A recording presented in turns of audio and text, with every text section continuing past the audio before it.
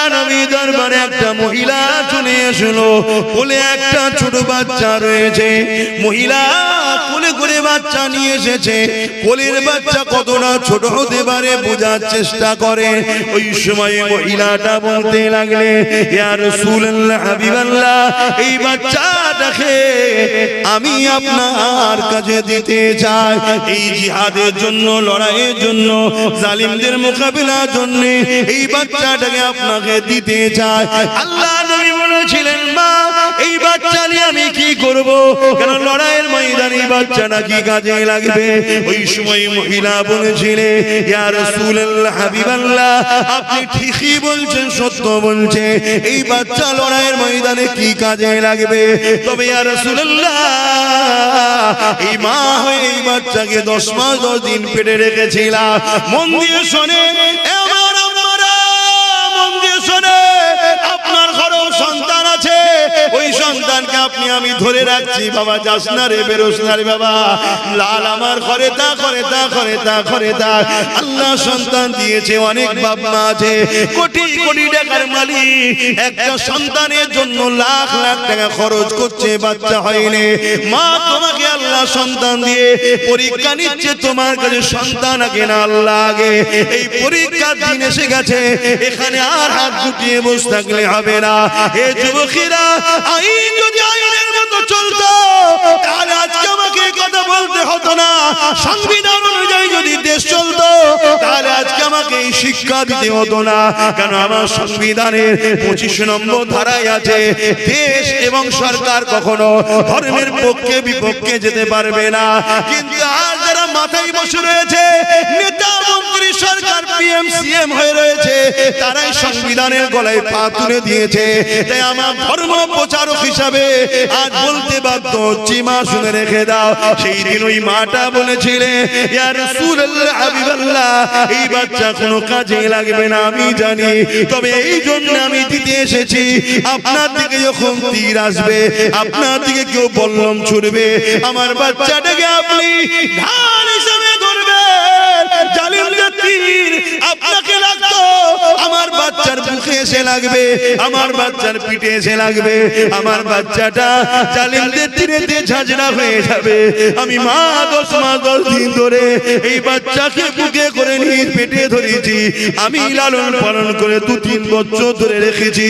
ইয়া রাসূলুল্লাহ, হাবিবাল্লাহ, কিন্তু আমি আপনাকে এত ভালোবাসি, আমার বাচ্চা তীর খেয়ে মারা যাবে, আমার কোনো ব্যথা নাই। হুজুর, আপনাকে যেন আঘাত না লেগে যায়। আরো জোরে বলুন সুবহান।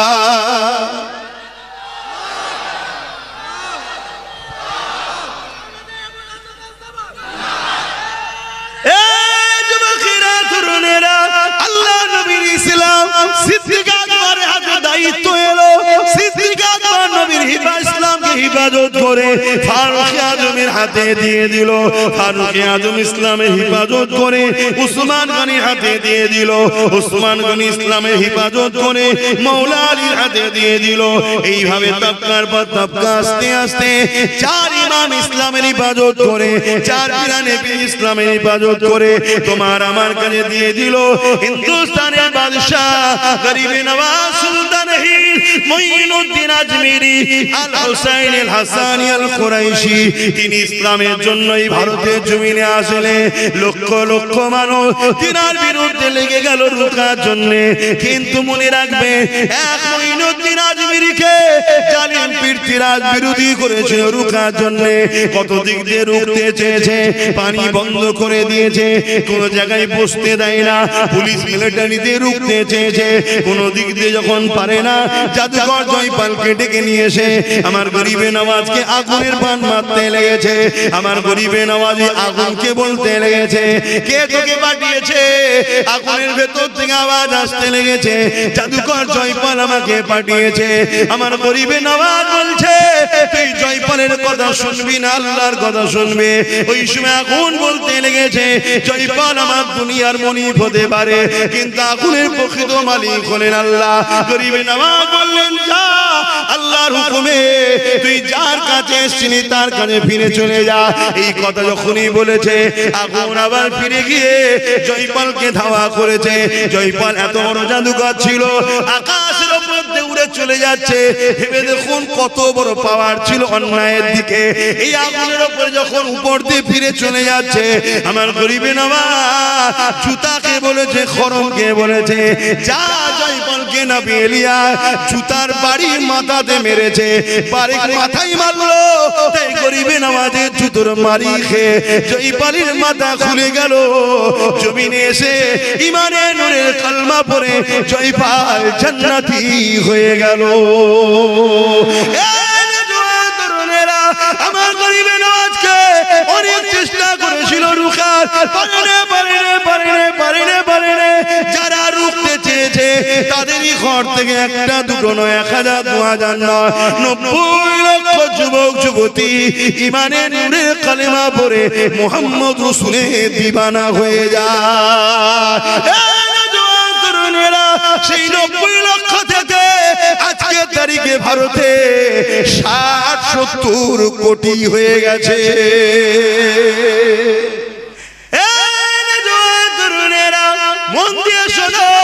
মন দিয়ে শোনো বোঝার চেষ্টা করো। যুগে যুগে দুটো দল ছিল, দুটো লড়াই হয়েছে। সেদিনের জালিম শাসক ছিল ফেরাউন আর ইসলামের পক্ষে ছিল মুসা নবী। তোমরা কার পক্ষে, মুসার দিকে না ফেরাউনের দিকে? সেদিন লড়াই হয়েছিল ফেরাউনের বিরুদ্ধে মুসা নবী। সেদিন আল্লাহ মুসাকে বিজয় দিয়েছে, ফেরাউনকে মিটিয়ে দিয়েছে। সেদিন নমরুদের সঙ্গে ইব্রাহিম নবী লড়াই হয়েছিল। ইব্রাহিম নবী তো তোমার আমার আব্বা জান, আজকের বাপের বেটাদের সঙ্গে হচ্ছে আজকের নমরুদের। সেদিন নমরুদের সঙ্গে ইব্রাহিম নবীর লড়াই হয়েছিল। এ যুবকেরা তোমরা নমরুদের দিকে না ইব্রাহিম নবীর দিকে? সেদিন কিন্তু বিজয়টা ইব্রাহিম নবীরই হয়েছিল। যুগে যুগে যুগে যত নবী রাসূল এসেছে তিনাদের লড়াইটা ছিল অত্যাচারী জালিম শাসকদের বিরুদ্ধে। দেখো মুসা নবী লড়াই করেছে অত্যাচারী শাসক ফেরাউনের বিরুদ্ধে, ইব্রাহিম নবী লড়াই করেছে অত্যাচারী শাসক নমরুদের বিরুদ্ধে। চলে আসো আমার রাসূলুল্লাহ দিকে।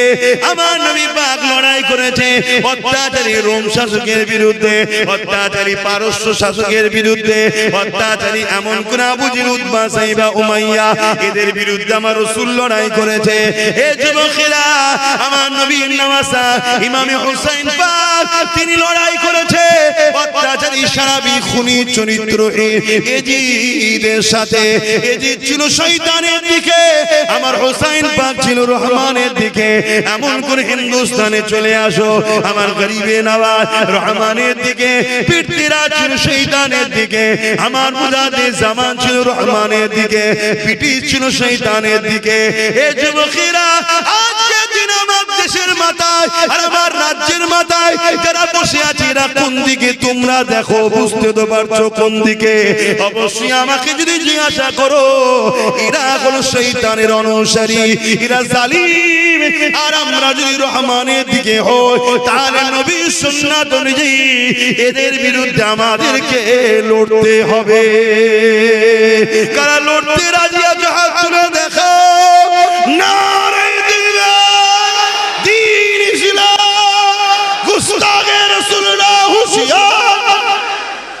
মনে রেখে দিও এই লড়াইয়ে তোমার আমার জীবনটাও যেতে হতে পারে। আফসোস আছে, দুঃখ আছে। যদি কেউ বেঁচে থাকতে চাও হাত তুলবে না। যদি জীবনটাও হকের জন্য রহমানের জন্য জালিম শাসকদের বিরুদ্ধে লড়তে গিয়ে যদি যায় এই জীবন তারা কুরবানি করতে পারবে? হাত তুলে দেখাও। প্রথমে হাত আমি তুললাম, দিতে রাজি আছি? আল্লাহ নবীর সাহাবী হযরত আবু বকর সিদ্দিক রাদিয়াল্লাহু তাআলা যখন খবর পেলেন মুসাইলামাতুল কাজ্জাব নামে একটা ব্যক্তি খাতমে নবুয়তের দাবি করেছে, এই যুবকেরা তরুণেরা কোরআনের আয়াতের বিরোধী করেছে, ওয়ালাকিন রাসূলুল্লাহ ওয়া খাতামান নবী, আমার রাসূলুল্লাহকে আল্লাহ বললেন শেষ নবী, এই আয়াতের বিরোধী করেছে। আবু বকর সিদ্দিক প্রমাণ করে দিল আমার রাসূলুল্লাহর সঙ্গে মহব্বত আছে, নবীর সঙ্গে আমাদের আত্মীয়তা রয়েছে, আমাদের সম্পর্ক আছে। নয় আবু বকর সিদ্দিক তো বলতে পারতো ও কোরআনের বিরোধী করেছে, ও জাহান্নামে যাবে, ও খাতমে নবুয়তের বিরোধী করেছে, ও জাহান্নামে যাবে, আমি আবু বকরের কথা মানি না। এটা আবু বকর শুধু বলেনি, আবু বকর সিদ্দিক কি বলেছিল, সাহাবা হুজুরকে ডাক দিলে, এ আমার নবীর অনুসারী সাহাবারা, এই মুসাইলামাতুল কাজ্জাব খাতমে নবুয়তের বিরোধী করেছে, কোরআনের আয়াতের বিরোধী করেছে, বলো আজকে কি করা দরকার। ওই সময় আবু বকর সিদ্দিককে সাহাবা ভাইরা বললেন, আপনি আমাদের খলিফা, আপনি যা বলবেন আমরা সেটা মেনে নেব। হযরত আবু বকর সিদ্দিক কি বলেছিলেন? বাবেরা নওজওয়ানেরা, আবু বকর সিদ্দিকের সঙ্গে সম্পর্ক ছিল তাই দাড়ি দেখলে শুধু মুসলমান ভাবলে হবে না, টুপি থাকলে মুসলমান ভাবলে হবে না, রোজা রাখলে মুসলমান ভাবলে হবে না। কেন মুসলমান জন্মসূত্রে সবাই, কিন্তু সব মুসলমান জান্নাতে যাবে না। জান্নাত যেতে গেলে ঈমানটা লাগবে। ঈমানটা কি? আবার বলে দি, নিজের জানের থেকে আল্লাহ ও রাসূলকে মহব্বত করে মেনে নেওয়া। এ যুবকেরা তরুণেরা সব জায়গায় মাথা গলাও, সব জায়গায় ঝগড়া করো, সব বিষয়ে বাইট দাও, সব বিষয়ে কেস করো, সব বিষয়ে কথা বলো, আর যখন আমার কোরআনের বিরুদ্ধে কথা হবে, মিথ্যাচার কথা হবে, তোমাকে সেই জায়গায় পাওয়া যাবে না। তাহলে আজ আমাদের বুঝতে হবে তোমার মধ্যে ঈমানটা নাই, তুমি নামে মুসলমান। আল্লাহ নবী মদিনা নববী শরীফে বসে আছে, এমন সময় একটা গ্রাম্য মানুষ চলে আসলো, আল্লাহ নবীকে জিজ্ঞাসা করতে লাগলো, ইয়া রাসূলুল্লাহ হাবিবাল্লাহ, কিয়ামতটা কবে হবে? আল্লাহ নবী বললেন, বাবা ছেলেরে, কিয়ামত অবশ্যই একদিন না একদিন হবে। কেন? আল্লাহর কোরআন বলেছে, ইযা ওয়াকাতিল ওয়াকিয়া লাইসা লিওয়াকাতিহা কাযিবা, কিয়ামত অবশ্যই হবে, যার মধ্যে কোনো সন্দেহ মিথ্যা নাই। তবে বাবা ছেলে, মাদাতালাহা, তুমি কিয়ামতের জন্য কি করেছো বাবা? ওই মানুষটা বলতে লাগলো, ওই যুবকটা বলতে লাগলো, ফাকামাদাতুল আকাসিরা সালাতি ওয়া সিয়ামি, ইয়া রাসূলুল্লাহ হাবিবাল্লাহ, বেশি বেশি নামাজ রোজা করতে পারিনি, ইল্লা তবে আন্নী উহিব্বুল্লাহ ওয়া রাসূলুহু, আমার অন্তরে, আমার কলবে, আমার হৃদয়ে সব থেকে বেশি আল্লাহ ও নবীকে মহব্বত করি। এই কথা শুনে রাসূলুল্লাহ কি উত্তর দিয়েছিলেন? আল মারহুম আমান আব্বা, এ বাবা ছেলে, দুনিয়ায় যে যাকে মহব্বত করবে, মন দিয়ে শোনে, দুনিয়ায় যে যাকে মহব্বত করবে, পরকালে সে তার সাথে আল্লাহর জান্নাতে যাবে। এ যুবকেরা, তাই নবী আমার জানিয়ে দিলেন, মান আহাব্বা সুন্নতি, যে আমার সুন্নতকে ভালোবাসলো, ফাকাদ আহাব্বানি, সে আমি রাসূলুল্লাহ আমাকে ভালোবাসলো, যে আমাকে ভালোবাসলো, কানা মাই ফিল জান্নাত, আমি নবী আমার সঙ্গে জান্নাতে গেল। আল্লাহ নবী আরো জানিয়েছে, এ আমার সাহাবারা, আমার উম্মত উম্মতিদের জানিয়ে দেবে, একটা চেন জান্নাতে যাবে, ওই চেনটা হলো এটা।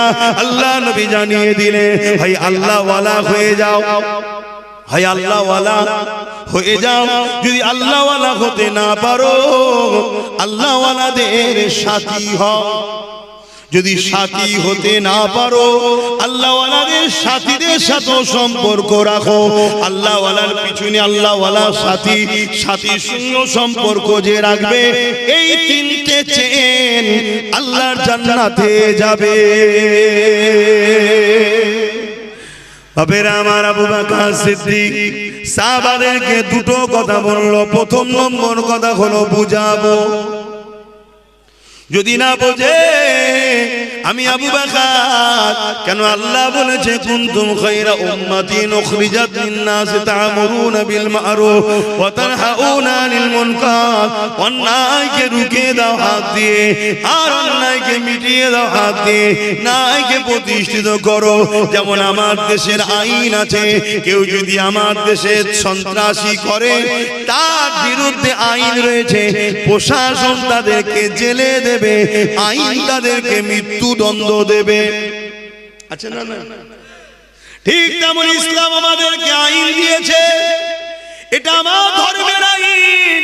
কেউ যদি জুলুম করে, সন্ত্রাসী করে, আমার আইন আমাকে জানিয়েছে, ইসলাম জানিয়েছে, তার বিরুদ্ধে লড়াই করে সমাজকে সন্ত্রাস জালিম মুক্ত করতে হবে। কিয়ামতের দিনে আল্লাহ আমাকে প্রশ্ন করবে, ওরে আমার বান্দারে, আমার জমিনের উপরে সন্ত্রাসদের মোকাবেলা তুমি করেছো কি বলো? আমার জমিনের উপরে জালিমদের বিরুদ্ধে মোকাবেলা করেছো কি বলো?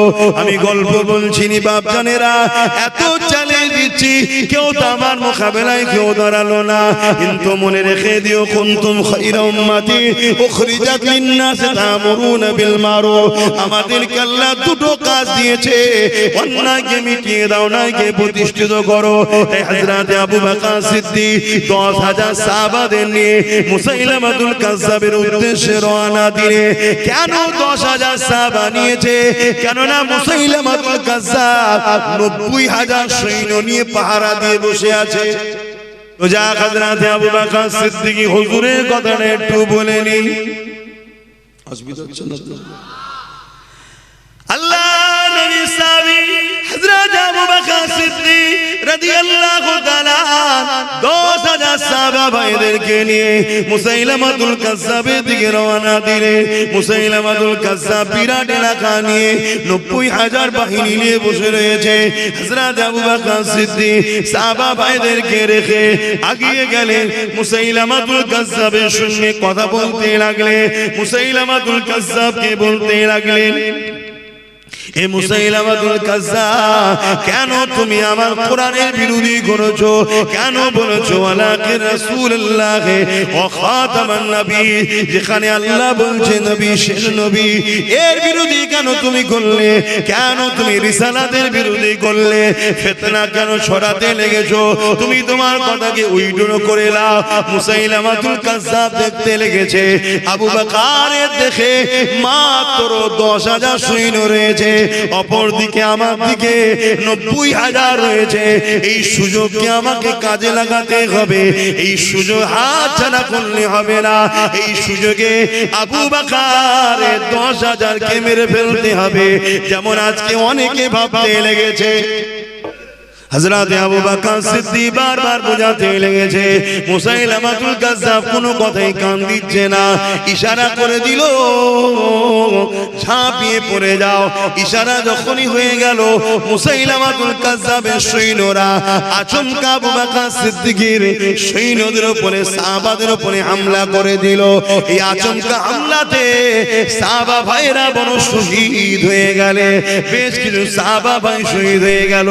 এ মুসলমান ঘরের ছেলেরা, হাতকে কাঁপালে হবে না, মনকে কাঁপালে হবে না, অন্যায়ের সঙ্গে কখনো আপোষ করলে হবে না, অন্যায়কারীর উপরে দয়াও দেখালে হবে না।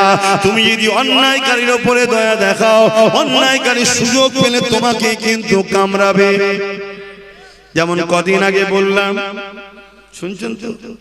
আজও বলে যাচ্ছি, জুলুম কখনো করবে না। আর কেউ জালিম যদি হয়, তাকে মারার জন্য কখনো দিলের মধ্যে মায়া আনবে না। এ বাবেরা, নওজওয়ানেরা, এ নবী পাকের প্রেমিকেরা, তাই বলে দিয়ে যায়, আল্লাহ নবী সাহাবী আবু বকর সিদ্দিক ইশারা করে দিলেন, আওয়াজ দিয়ে দিলেন, জালিমরা যখন আমাদের উপরে হামলাই করে দিয়েছে, জান বাঁচানোর জন্য ডিফেন্স হয়ে যাও। ঠিক কথা আবু বকর সিদ্দিক বলে দিলেন। সাহাবা হুজুররা ডিফেন্সের জন্য নেমে গেল। এক তো মুসাইলামাতুল কাজ্জাবের 90,000 সৈন্য, আবু বকর সিদ্দিকের 10,000, আবার আচমকা হামলাতে সাহাবা ভাইদের কিছু শহীদ হয়ে গেলেন। এরপরও যখন আবু বকর সিদ্দিক বললেন ডিফেন্সে নেমে যাও, ওই ডিফেন্সে যখন নেমে গেল, ইতিহাস বলতে লেগেছে এই 10,000-এর থেকে কিছু কমেও গেছে। এরপরও এই গুটি কত সাহাবার মোকাবেলায় 90,000 টিকতে পারল না, 90,000 জাহান্নামে চলে গেল। আল্লাহ নবী সাহাবাদেরকে আমার আল্লাহ পাক বিজয় দিয়ে দিলে। আরো জোরে বলুন সুবহান। এই নওজোয়ান তরুণেরা, তাই আপনাদেরকে বলে দিয়ে যায়, ইতিহাস থেকে শিক্ষা নাও। যদি ইতিহাস থেকে শিক্ষা নেওয়ার ব্যাপার না থাকতো, কেন মুসা নবী রখিয়া আল্লাহ আমার নবী পাককে শোনালেন কোরআনে? কেন ইব্রাহিম নবী রখিয়া আল্লাহ আমার রাসূলকে শোনালেন কোরআনে? কেন আল্লাহ নবী আলাইহিস সালামদের রখিয়া শুনিয়েছে? এই জন্য শুনিয়েছে, ইতিহাস থেকে শিক্ষা তোমাকে আমাকে নিতে হবে। কিন্তু আমার জানার ইচ্ছা যাচ্ছে, একদিকে 90,000 আর একদিকে 10,000। এই 10,000 বিজয় লাভ করলো কিসের পাওয়ারে, কিসের জোরে? একটাই পাওয়ার, আমার নবী পাকের মহব্বত আদব, যাকে বলা হয় ঈমান। ঈমান যদি তোমার আমার দুর্বল হয়ে যায়, তাহলে কিন্তু কামিয়াবি তোমার আমার হবে না। এই দুনিয়াদারি করো, কারবার করো, ব্যবসা করো, সব কিছুই করো, কিন্তু আল্লাহ রাসূলকে ভুলে যেও না। দ্বীনের উপরে আঘাত দিলে, কোরআনের উপরে আঘাত দিলে প্রতিবাদ করতে ভুলে যেও না। কেন যে দেশে বাস করো, ওই দেশের আইনকে মানতে হবে, এটা আমার ইসলামেরই হুকুম। এই জওয়ান তরুণেরা, আল্লাহ নবী সাহাবাদের কেমন প্রেম ছিল, কেমন মহব্বত ছিল। আল্লাহ নবী, নূর নবী, দয়া নবী এমন সময় সাহাবাদেরকে লক্ষ্য করে বললে, বাবা সাহাবারা, জালিমরা ভেতরে ভেতরে তৈরি হচ্ছে বাবা, আমাদের উপরে হামলা করবে বলে। আজকে তোমাদেরকে জিজ্ঞাসা করছি, জালিমরা ভেতরে ভেতরে তৈরি আজকের দিনও হচ্ছে না হয়নি?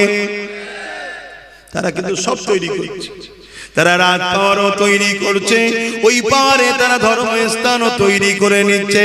রাত পাওয়ারও তৈরি করছে, ওই পাওয়ারে তারা আমার মসজিদ, মাদ্রাসা, কবরস্থান, ঈদগাহ, খানকাকে সব কিছুকে দখল করে নিচ্ছে। তারা ভেতরে ভেতরে ভেতরে সব দিক দিয়ে তারা কিন্তু তৈরি হচ্ছে। আজকে প্রকাশ্য হচ্ছে। আল্লাহ নবী সাহাবাদেরকে বললে, বাবা সাহাবারা, কার কি আছে বাবা? আমি রাসূলুল্লাহ, আমাকে দাও বাবা, দ্বীনের জন্য দাও বাবা। কোন সাহাবা এসে উট দান করছে, কোন সাহাবা এসে ঘোড়া দান করছে, যার যা সামর্থ্য রয়েছে আল্লাহ নবীর কাছে দিতে লেগেছে। ওই সময় একটা মহিলা কোলে বাচ্চা নিয়ে আল্লাহ রাসূলের দরবারে এসেছে। আমার আম্মা জানেরা, আমার বোনেরা, মন দিয়ে শোনে, এই জমিনে নারীদের কোনো ইজ্জত ছিল না গো। এই জমিনে নারী ছিল অশুভ, এই জমিনে নারী ছিল ভোগের জিনিস, এই জমিনে নারী ছিল খেলার জিনিস। কিন্তু আমার রাসূলুল্লাহ নারীদেরকে এত সম্মান দিয়েছে, প্রত্যেকটা পুরুষের জান্নাত নারীর পায়ের তলায় করে দিয়েছে। ওই পুরুষটা, প্রতিটা পুরুষের জান্নাত তার মায়ের পায়ের তলায়। মা হলো নারীর জাত, আল জান্নাতু তাহতা আকদামুল উম্মাহাত। এই জমিনে নারীদের কোনো মর্যাদা ছিল না। নারীদেরকে বাজারে আলু পটলের মতো কেনা বেচা হতো। মানুষ দাম দিয়ে এমন করে তাদেরকে খরিদ করে নিয়ে যে তাদের শরীরকে শোষণ করে তাদেরকে হত্যা করে ফেলতো। কিন্তু আমার রাসূলুল্লাহ এসে এই জমিনে মায়ের জাত নারীদেরকে এত সম্মান দিয়েছে। আল্লাহ নবী জানিয়ে দিল, একটা একটা নারী একটা একটা জান্নাত। আল্লাহ নবী আরো বলেছে, একটা নারী, দুটো নারী যদি কোনো বাবার হয়ে, ওই বাপ যদি নারীগুলোকে মহব্বত, স্নেহ, মমতা, মায়া দিয়ে লালন পালন করে বিবাহ দিয়ে দেয়, ওই দুই নারীর বাবাকে কিয়ামতের দিন আমি মুহাম্মদ রাসূলুল্লাহ শাফাআত করে আল্লাহর জান্নাতে নিয়ে যাব। আল্লাহ নবী আরো বলেছে, যদি কমন করে একটা, দুটো, তিনটে কন্যা কোন বাপ যদি পেয়ে যায়, ওই বাবা যদি তিন কন্যাকে লালন পালন করে মায়া মমতা স্নেহ দিয়ে বড় করে তার যদি বিবাহ দিয়ে দেয়, আল্লাহ নবী দুটো আঙুল তুলে দেখিয়েছে, এই দুই আঙুল যেমন পাশাপাশি রয়েছে, ওই তিন কন্যার বাবা আর আমি রাসূলুল্লাহ আল্লাহর জান্নাতে পাশাপাশি থাকিব। আরো জোরে বলুন সুবহান। কিন্তু 1450-1500 বছর পরে আমার বাংলার জমিনের ভাটপাড়াতে একজন ভাঁড় বেরিয়েছে, বিজেপির নেতা অর্জুন সিং, সে বলতে লেগেছে ইসলামে নাকি রেপ করাটা ভালো কাজ। বলুন নাউযুবিল্লাহ। ওর বিচার হয়েছে, ওকে অ্যারেস্ট করা হয়েছে। কেন অ্যারেস্ট করেনি? কেন? পুলিশ মন্ত্রী যে, সে ওদের বোন, আমাদের কেউ নয়। ইসলামের সঙ্গে তার কোনো মায়া দয়া সম্পর্ক নাই, তাই সে কেস করেনি। অথচ তোমার ভাঙরের কোনো একটা মা বলেছিল মমতার নাকি স্বামী নেই।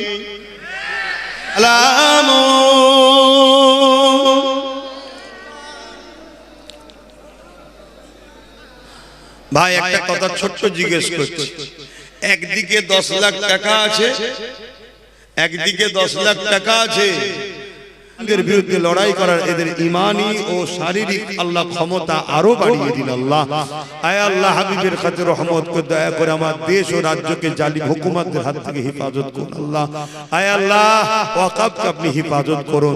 আমার দেশের হিন্দু, দলিত, আদিবাসী, সাঁওতাল, বাগদি, খ্রিস্টান, মতুয়া সবাইকে সুস্থ ভালো রাখুন। প্রতিটা মানবপ্রেমিক মানুষের মধ্যে আল্লাহ মানব বন্ধন মিলে মিশে রাখেন। আল্লাহ, আমার দেশের সেনাবাহিনী, পুলিশ বাহিনী, বিএসএফ বাহিনী এবং আমার রাজ্যের যারা পুলিশ বাহিনী আছে, আল্লাহ তাদেরকে সুস্থ ভালো রাখুন, নিরপেক্ষ কাজ করার তৌফিক দিন, দান করুন। আয় আল্লাহ, যারা সততার সঙ্গে ন্যায়ের পক্ষে যেসব প্রশাসন বন্ধুরা কাজ করছে, তুমি তাদেরকে অনেক বড় বড় পদে আরো পৌঁছে দিও, তাদেরকে সুস্থ রেখো, তাদের পরিবার বাচ্চাদেরকে সুস্থ ভালো রেখো। আর যারা জুলুম করছে মালিক, তাদের মোকাবেলা হয়তো সাধারণ মানুষের করার ক্ষমতা নেই, মালিক তুমি তাদেরকে উপযুক্ত শাস্তি দিও, তাদেরকে শাস্তি তুমি দিও মালিক। আয় আল্লাহ, যারা ন্যায়ের পক্ষে তাদের তুমি কামিয়াবি আরো দান করো। আয় আল্লাহ, এই জালিম মুনাফিক মুসলমানদেরকে আল্লাহ যারা এখনো রয়েছে এদিক ওদিক, তাদেরকে হিদায়াত করেন, ফিরে আসার তৌফিক দেন। যদি কপালে হিদায়াত না থাকে আল্লাহ তুমি আমাদের রাস্তার কাঁটা পরিষ্কার করে দাও, মুনাফিক জালিমদেরকে ধ্বংস করে দাও। আয় আল্লাহ, নামাজের জন্য দোয়া ছোট করছি, এই বাচ্চাদের নসিব বড় করেন, আমার নলেজ শ্রীকে কবুল করেন, আমার ছোট ভাই নওশাদকে রাজ ক্ষমতা দান করেন, গরিব দুঃখী সর্বধর্মের মানুষের জন্য লড়াই করার তৌফিক দেন। আয় আল্লাহ, আমার ভাইয়ের এক সহকর্মী পিয়ারুল বলে নাম, আজ এই জালিমরা কি চুরি করতে বাদ দিচ্ছে, মানুষকে পর্যন্ত চুরি করলে চলে যাচ্ছে। আল্লাহ, তাকে আপনি সুস্থ করে দেবেন, ভালো রাখবেন।